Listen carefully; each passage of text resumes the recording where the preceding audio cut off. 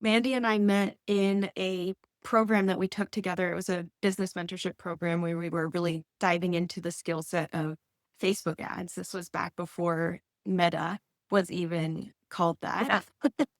And it's been really cool because I feel like you and I have both kind of taken that foundation and really run with it and made it our own and found a way to help our clients a lot more holistically than just the ads management service. I know that you've really dialed in with like copywriting and the messaging side of things. And for us, we look at like strategy as a whole. We really look at ourselves as funnel strategists beyond just the ads. And so I love that you kind of work holistically in that way too. I feel like that's a big testament to why you've been able to see so much success over the years and to be able to still be doing that work, Yep, right? absolutely.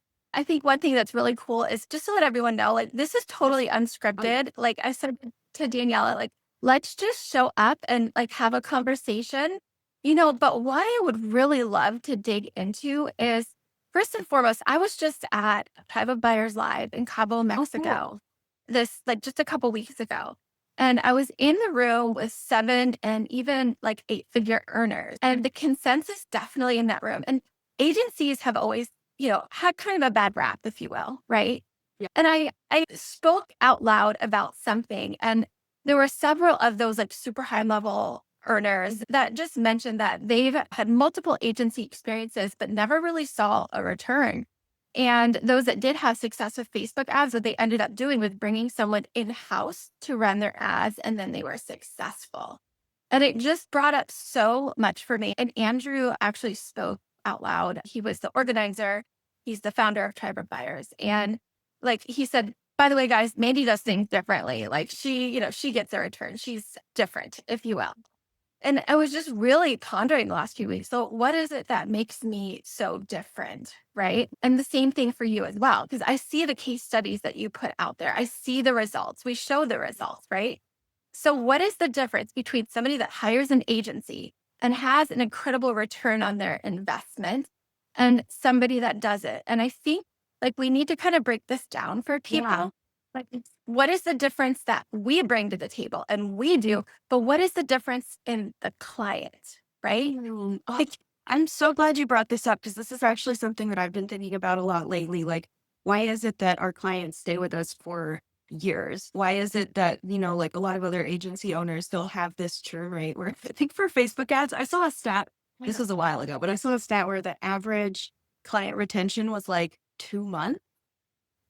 And I'm like, that's insane. And most of our clients, like minimum, stay with us for like 9, 12, 18 months. Like Yeah. Yep. we have some clients that have been with us for 4+ years since day one, since we even Yep. started offering these services. And I think really attribute that to a deep level of partnership, really working collaboratively, having clarity around who it is that we can really get results for and being like uncompromising in that, not offering our services to people who we're not confident in or who really aren't prepared for ads. I think that takes a certain level of discernment, but also integrity. And I think beyond that, just like an elevated level of like give a shit, right? Like I want my clients to be successful because their success is my success. And so I'm going to go the extra mile to make sure that every little detail is in alignment with the strategy, that everything that we're doing is really moving the needle towards helping them meet their goals, that, the offers even make sense for running ads too. Like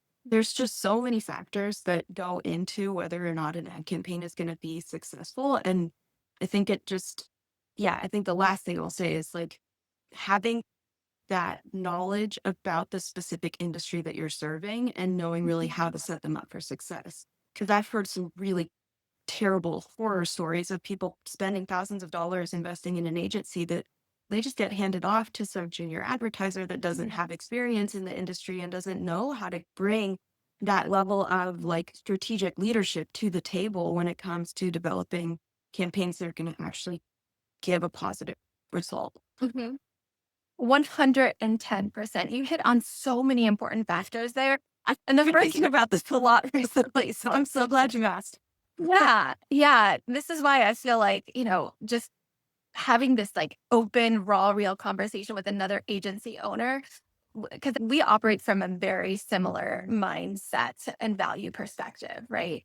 And without naming names, like I've had quite a few clients coming to me in the last few years that were coming from names of like the best in the industry. But what happens is after the initial onboarding session and the sale, they never have contact with them again. And, they're just handed to junior level media buyers who oftentimes are working for a salary. They might be making $10,000 a month, but they might be managing 10 client accounts or more, right?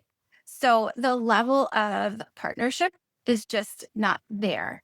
And this brings up one of the things I want to talk about is like what to do, what to know, what to ask, right? Yeah. Before you hire an ads manager. And one of the things is what does done for you mean, right? Because done for you means different things to different people. So done for you, like the building of the ad campaigns and things like that, like you said, you have to have so much insider knowledge and expertise in the type of campaign that you're running. Are you focused on lead generation? Is it coaching offers that are personality brands that need the longer tail thunder? Or is it e-com? Because you can't be an expert at everything, right? And the strategy is so different from one business model to another. That's actually one of the things that I think is most important in the market before you approach hiring an ads agency or even running ads for yourself, is really having that level of awareness of what business model do you have? And is the person that you're hiring and like, do they have experience with?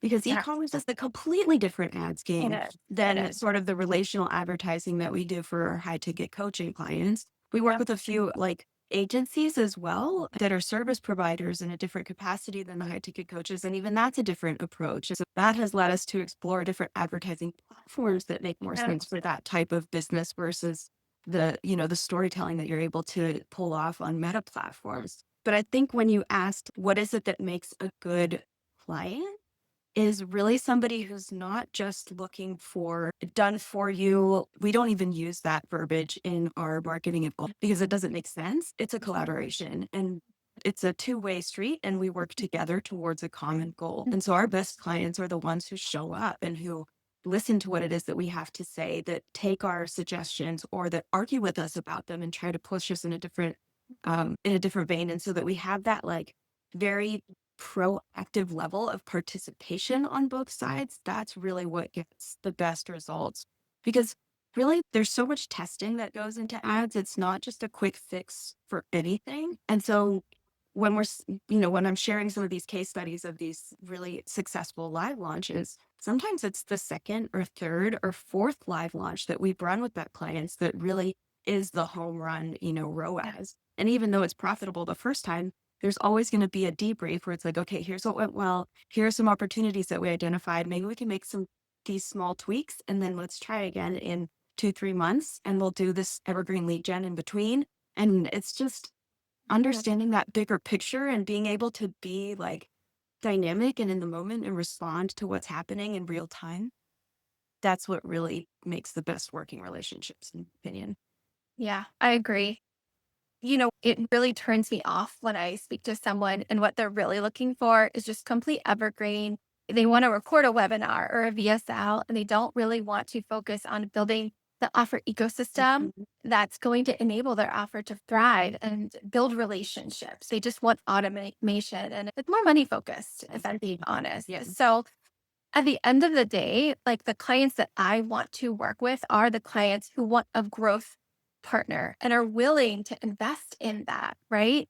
What does growth partner mean? Growth partner mean I'm going to provide you the consulting. I'm going to provide you, honestly, what we do is coaching, the coaching that you need. Like it is front end to back end, provide a great live launch, like for a workshop. But if their systems on the back end of that are dialed in regards to closing sales, even that, like we've got to optimize everything. And I think probably where you're at and where I'm at is we're often working with brands. They have a team, right? They Yeah. have DM setters, they have closers and things like that. But at the end of the day, like when we are on a call, and I have one client and I do show up with or a team call for her every week. And I am even looking at the conversations of the setters. I'm meeting with her. She has like a sales manager for her sales team. And him and I, like, we too have a partnership, right? Because there's no competition here. We are working towards the same goal. So, in regards to the live workshops, I ended up creating, I call it the PPC method, the preparation, promotion, and conversion of I love live that. workshops. In the first one that we did, we had, she had a larger list that we promoted it mainly to her warm market. It was like my second month working for her. And she had a six-figure live workshop. The second live workshop was over $200,000 that we did in profit from one 90-minute workshop. And then this month, she wanted to try something new instead of doing, because my strategy was, like you said, in between doing like the evergreen lead generation, spending time with lead. Not that we weren't making money those months, we were 50K consistently to 100K, but the live workshops were an infusion. Right. People, I feel like in some ways we're kind of in a trust recession, right? So some people are going to convert, but to get it to an ad strategy to convert at scale, you need those more personable live events, whether it's a workshop, a challenge, or an in-person live event. So this past week, we actually did our first challenge. It was 3 days. It was paid for $97. Yeah. And then there was an upsell VIP ticket. And, for the first time ever doing it, we did really great. I think she had like a $39,000 return. There's On so the much that goes into front it. end? That's Yeah. awesome. Well, I'm sorry. No, not on the front end. We had like $4,000 in The ticket ticket sales. sales. Okay. Yeah, we only promoted it for a week and Great. $39,000 on the back end, but those sales are still coming in. Yeah. So actually, I haven't even looked at the numbers. I saw 2 sales last night. So we're probably over 50,000 now. But Excellent. yeah, I'd love to hear, because I did see one of the case studies that you recently did about how do you approach for clients and refine like the live workshop Yeah. process. Is it a paid ticket, free ticket? Is there a VIP like add on to that and whatnot? Totally. So we've done different formats for different clients. Sometimes it's a free event, sometimes it's a paid event, sometimes it's a free event with an upsell or sort of a VIP like tripwire ticket on the back end. That's either access to the replay, lifetime access to replay, things like that, some sort of workbook that goes in association with the whatever the launch event is, whether it's a 5-day summit, 3-day challenge, a 1-day webinar. So we've approached it lots of different ways. I think the first step, though, is always messaging and offer positioning and really making sure that we're dialed in on who it is that we're wanting to attract in the first place and that we're bringing in the right people. Because you can get people in the room who aren't going to be a good fit for the program. And then, like, what's the point? It's almost better in a way to spend more per lead if they're going to be the right fit that's actually going to convert. To your point of really partnering with the sales team, partnering with the closers, the setters, understanding what it is that, like, what questions are people asking? What market research do you have available so that we can be really clear on who it is that we're inviting into the room in the first place? And that all goes into the initial ad strategy that's promoting the event to make sure that we're really speaking to the right people. And then it's just a matter of strategy, right? So, like the case study that I just recently shared, she sold 12 high ticket like 12 people into a high ticket program. That's not a high volume business model, right? Like, but she made actually, there were like a few other digital product purchases. So it was close to 200,000 that she made from that launch, from 12 high ticket sales and then, quite a few more other ticket sales, but it was still less than 300 buyers total. Whereas, other clients that we've worked with have more of a low ticket, higher volume business model. And so that's a different approach, usually requires a lot more people getting in the room. And depending on what kind of budget you have available to promote that event, that's what helps us kind of dial in on the best strategy. Do we want it to be a paid event or a free one? What level of support and engagement are these leads going to be getting with you? What level of access will they have? We really work with our clients too in terms of looking at what is the content that you're going to be sharing during that conversion experience? How are you positioning the pitch? Like, Yes, to make yes. that even better because Yeah. paying for people to be in the room, like, we're not leaving anything up to chance. We want to make sure that we have a plan and that they feel really confident in selling because without that sales element, What are you doing it for? And then I think one of the important things, and I've set these systems for tracking up for my clients, is taking all that data then at the end of the day after the live event, right? And we go very linear, like we track it down to the T, down to every single email that we use to promote it. What is the open rate? What is the click through rate? Then once they've signed up, like what is the open rate and the headlines and the CTR of the lead up to it? Oftentimes we promote for 14 to 10 days prior to an event, Yeah. sometimes longer, depending on. So we look at all that and we optimize anything that is not within our standard of excellence, if you will. Yes. And then same thing for like the emails and promotion afterwards to optimize every single part of the Mhm. strategy. Just you can get better and better. Like, why do the same exact thing again? Look at what went like super well and then And add to it. optimize the tiny pieces or parts, because those are the 1% shifts that take the client from a $200,000 event to beyond, Yeah. right? And that 1% at the very bottom of the funnel moves the needle in such a bigger way than the 1% from an ad conversion, right? Like we also want to make sure that we're looking at like where can we make the biggest impact with some small changes Yeah. and really making sure that that bottom of funnel is super dialed in. Yeah, we've had some clients where they'll have a successful launch. They'll have, even from the launch itself, something like a 6x return on ad spend. But Yeah. then the ripple effect after that offer, they'll have people inquiring about their one-on-one coaching services. They'll have people sort of reaching out, asking for more beyond what it is that was even offered from the launch event itself. And so really looking at the results holistically can also help with that just discernment of like, how do we define success here? Right. And there's Yeah. levels to it. Yeah.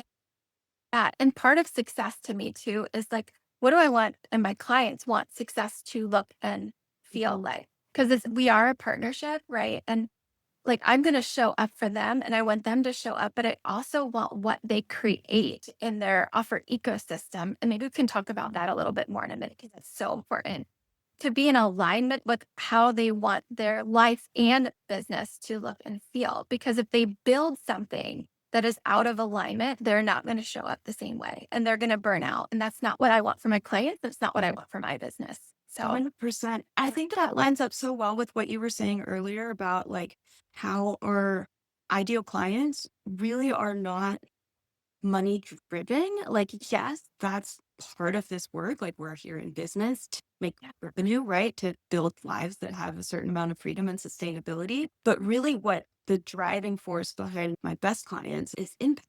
They want to have a positive impact on the people that they serve. And most of our clients are in the business coaching niche. And so they have mastered some sort of business element that they're now teaching to other women or other business owners. And they're empowering them with this skill set that is enabling them to change their lives and create more freedom and create more financial stability or another stream of revenue or whatever it is that they're providing to their communities. And so for them, selling really is an act of service. And they just approach business through this very different lens where the reward is the positive impact, the positive change that they're creating. And the money follows that yeah, really naturally, but they're not chasing yeah, not dollars. yeah, that's huge.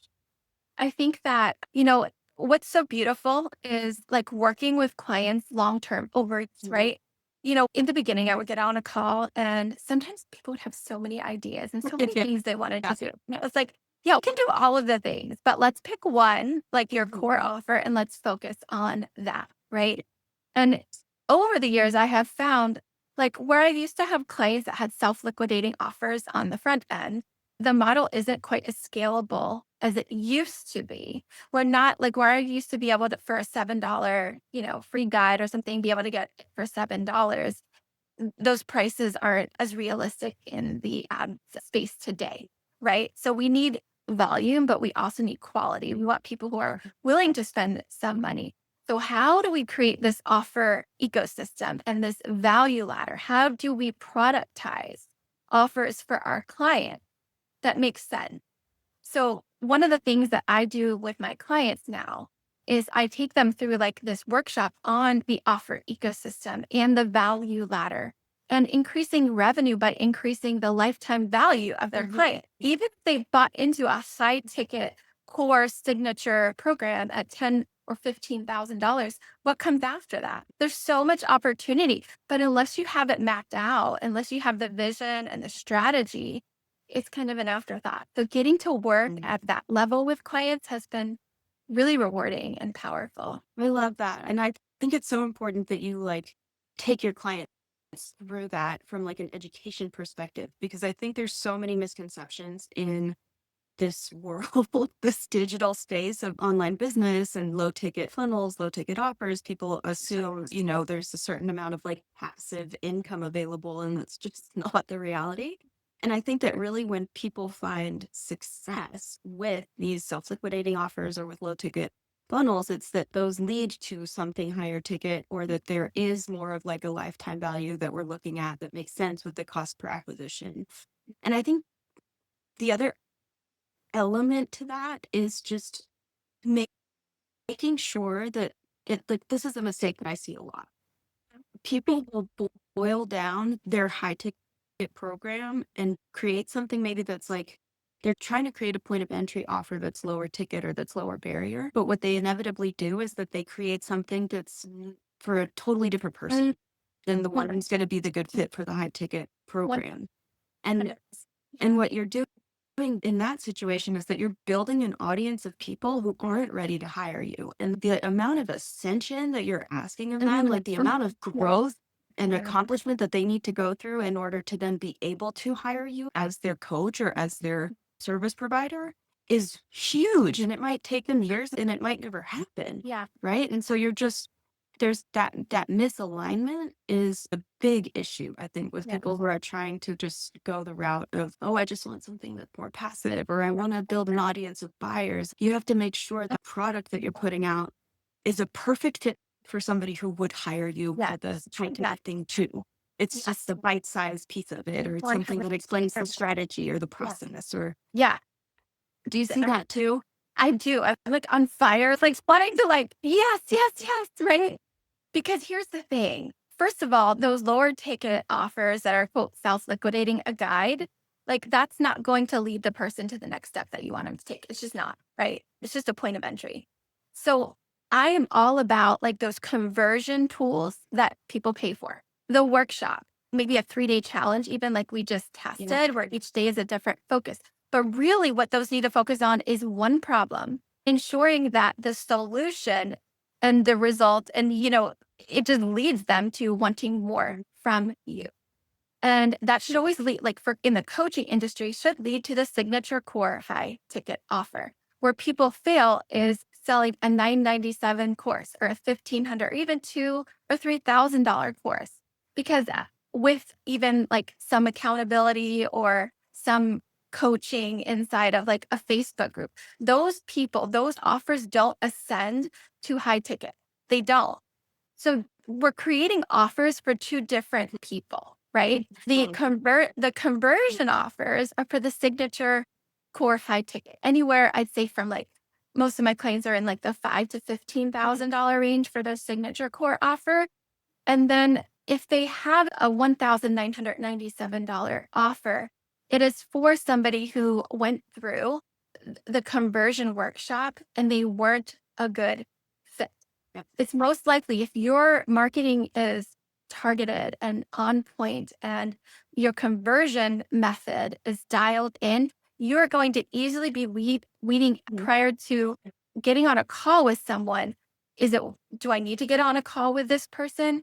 Or is this person not the right fit, but they are the right fit for like the lower ticket course, like DIYer, right? So I'm very passionate about that because a lot of times clients will come in and they're misaligned. And it's just because they need the coaching, they need the education to learn how to structure and position their offers to hit their revenue goals.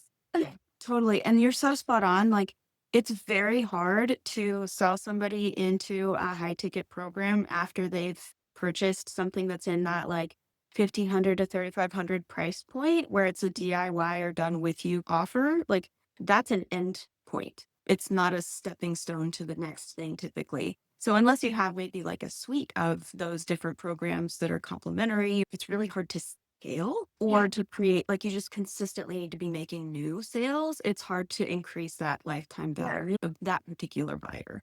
Yeah, I'm seeing the same things. It's Yeah. just so validated with everything you're saying. I just feel like you're cutting your own feet off, right? Yeah. Like you're cutting yourself short. Because those people, they might buy another 597 program or something like that, but that's who that buyer is. It's a Mhm. different persona, different person, right?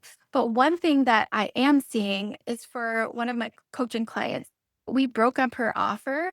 So she has like an $8,800 initial like core signature offer. This would be a $25,000 offer. And that is actually the offer that we had, 8 sales on from a live workshop. People invested at $25,000 off of a live workshop.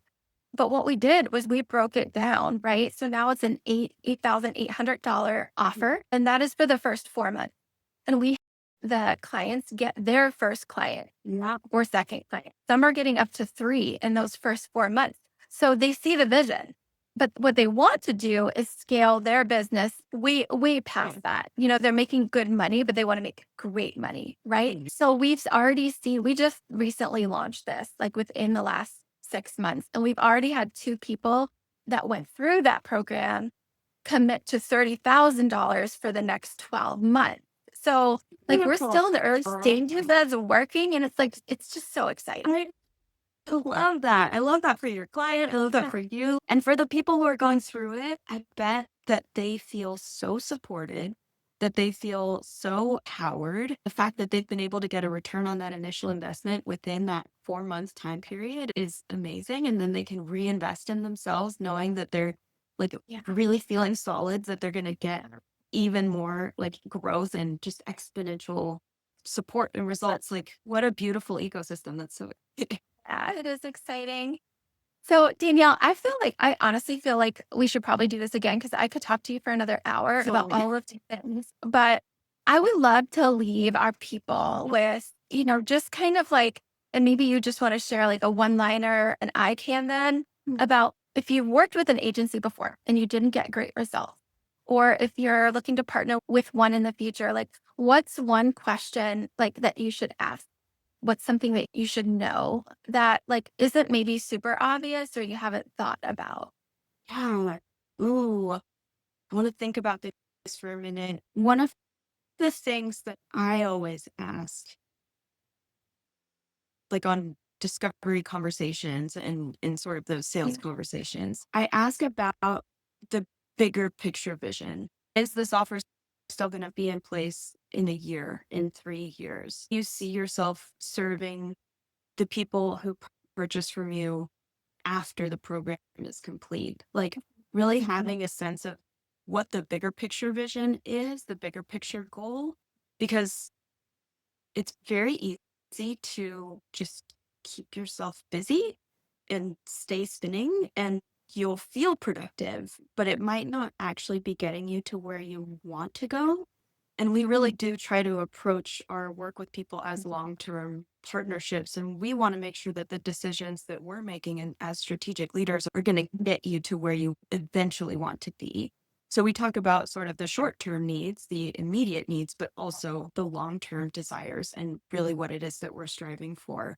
So I think getting clear on that and making sure that you have, the solid like messaging and positioning and sales processes in place. Right. And that the person that you're working with is someone who you want to collaborate with long time. Like you want to look forward to these Yeah. meetings.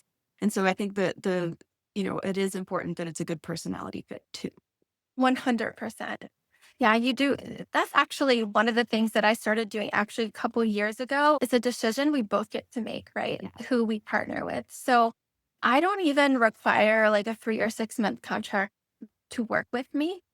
I map out the contract. So this is the onboarding month fee where we're dialing everything in and optimizing it before we relaunch, even if they've run ads before. And then here's what month 2, 3, and beyond looks like. But there's no like contract that says you have to work with me for this amount of time.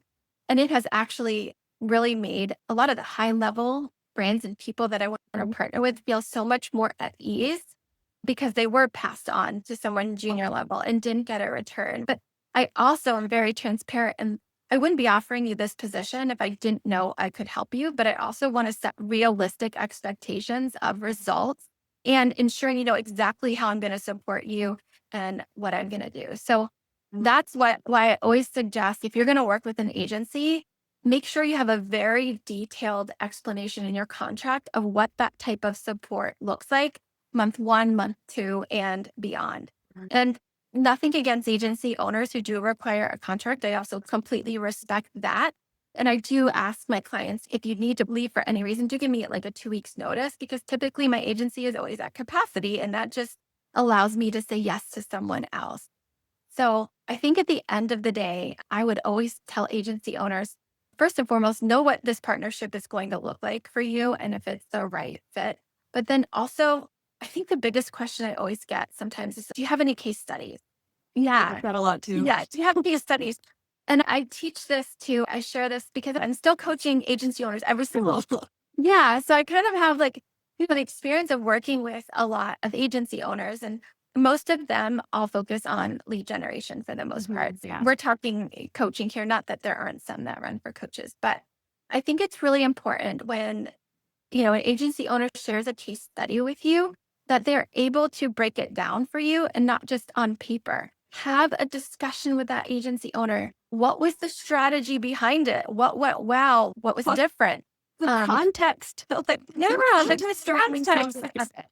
It means nothing if the agency owner can't explain how the result was achieved. I think that's such a great big point. Like anybody who's looking to hire an agency, if they are sending you case studies, like ask questions about the business that those numbers are associated with. I'm also thinking about ask about the onboarding process too, because I think there's this sales strategy from an agency perspective where people are trying to give you quick wins, right? And they might say like, "Oh, well, we'll get your ads up and running within a week." Like, whoa, like that, I mean, amazing if you can do that. Well, hats off to you. Like we usually our onboarding process might take a month, it might take 6 weeks. It just depends on how much groundwork needs to be laid or adjusted in order to really optimize your funnels for ads. And so we start with a similar kind of project where what we're doing is auditing existing marketing systems, doing a deep dive into the messaging and the positioning and the offer suite and making sure that everything makes sense before we even start running any campaign. And we might run some like visibility campaigns, warm up the ad account, some things like that. But usually our conversion campaigns don't start until later. And even if we're promoting a live event, like the registration phase for that event might be 2 weeks out from it, 10 days out, like you had said. But we want to start running ads for that brand. Yeah. Ideally, like months prior, like Let's longer the run, the better, because that's what's going to give you just so much more presence and trust and just better alignment with your people.